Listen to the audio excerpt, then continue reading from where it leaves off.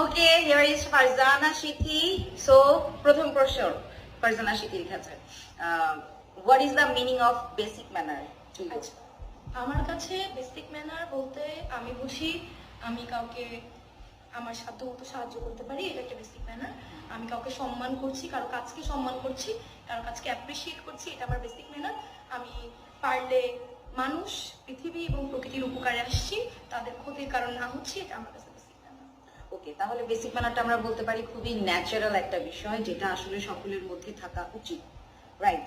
তাহলে বেসিক ম্যানারটাকে আমরা আসলে অ্যাপ্রিসিয়েট করব কেউ করলে, নাকি ওটাকে আমরা আসলে অনেক বেশি আমরা যদি বলি বাড়িয়ে দেখাবো, মানে ব্যাপারটা কেমন?